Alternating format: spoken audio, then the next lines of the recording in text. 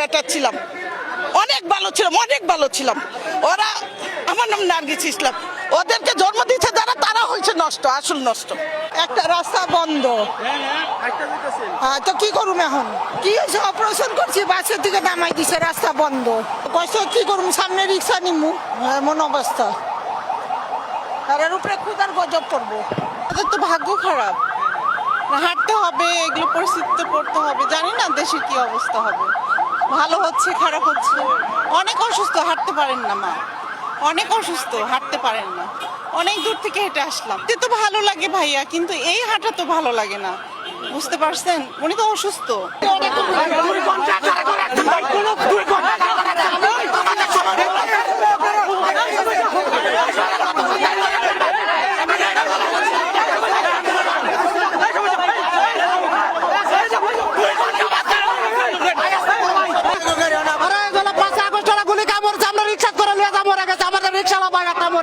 আমরা তো আন্দোলন করি নাই, তাহলে তারা কেন আন্দোলন করবে? কি কারণে করবে আন্দোলন বলেন?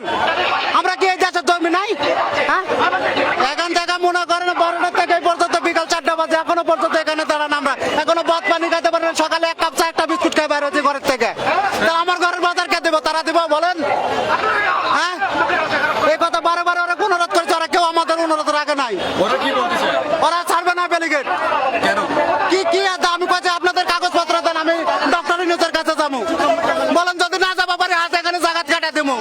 ওরা যদি বাপের বাটা হয় কক, আপনাদের কি অসুবিধা হচ্ছে? আমাদের অসুবিধা, মানে দিন মজুরি লোক, আমাদের সমস্যা না। আমরা বাড়িতে পোলাপান বাচ্চা কাচ্চা আছে, আমাদের তাদের রুজি ব্যবস্থা করা লাগে, তারা কোনো ব্যবস্থা নেয় না, কোনো ব্যারিকেড ছাড়ে না। তারা কি মানুষ না মানুষের বাচ্চা তারা? হ্যাঁ, আমরা তো পোলাপান লেখাপড়া শিখাই, ওরে লাগান তো কুলাঙ্গার জন্মদিনে আমরা রাস্তাঘাটে। আজকে অনেক বাচ্চাটার জন্য আজকে আমাদের এই প্রতিবোধ ভোগ করা লাগিচ্ছে। কারণটা কি কারণে? হাসিনা যখন গুলি করেছে, আমরা মা বাবারা সাহায্য করার আমরা বাঁচা আলিছি, আবার ওরাই আবার ওই আন্দোলন করে। কারণটা কি? হ্যাঁ, ওরা মানুষ না পশু? ওরা মানুষ না পশু? ওরা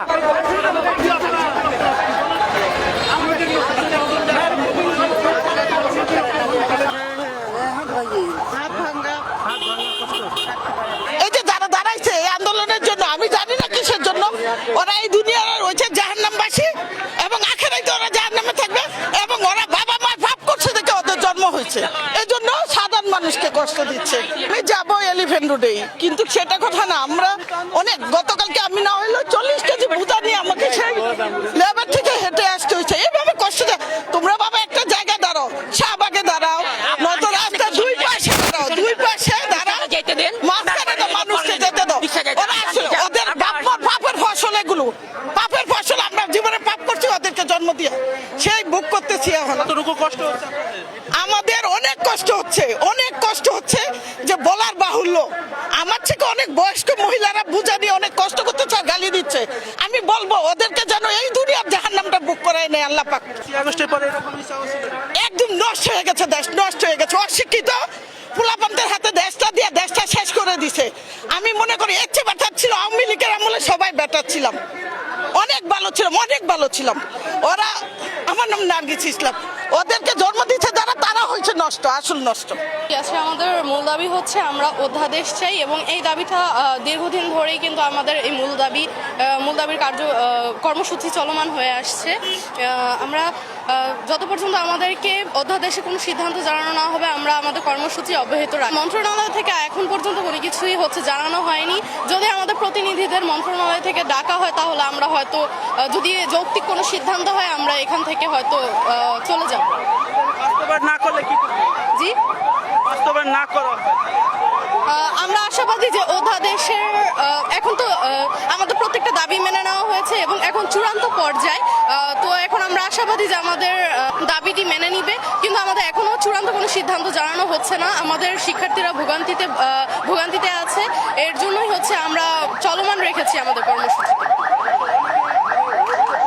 দেখুন, রাষ্ট্র কিন্তু আমাদের যে বিশ্ববিদ্যালয়ে বাস্তবায়নের দাবিটা এটা কিন্তু আমাদের মেনে নিয়েছে এবং আমাদের যে চূড়ান্ত খসড়া সেটাই কিন্তু পাঠিয়ে আমাদের চূড়ান্ত অধ্যাদেশটা জারি করা হবে। কিন্তু আমাদের এই দাবিটা হচ্ছে অতি দ্রুত যেন করা হয়। আমরা আর শিক্ষার্থীদের হতাশায় থাকতে চাচ্ছি না। আমাদের যেই জুনিয়ররা আছে তারাও প্রচুর হতাশায় আছে যারা এই বছর ভর্তি হয়েছে এবং এই কারণে আমরা হচ্ছে অবরোধ করে আছি। আওয়ামী লীগের আমলেই কিন্তু হচ্ছে এই আমাদের যে 7 কলেজের শিক্ষার্থীদের যে ভোগান্তির কারণ কিন্তু ওই আওয়ামী লীগের আমলই ছিল, যার ফলে আমাদের এতগুলো শিক্ষার্থী অনেক সময় আমাদের এই শিক্ষার্থীদের সাথে অবিচার করা হয়েছে। আমাদের পরীক্ষা এবং ক্লাস ঠিকঠাক মতো নেওয়া হয়নি, পরীক্ষার ফলাফল আমাদের ঠিকঠাক মতো দেওয়া হয়নি, যার ফলে কিন্তু আমাদের এই যে আন্দোলন আমাদের এই পর্যন্ত আসছে একটি বিশ্ববিদ্যালয় দাবি নিয়ে।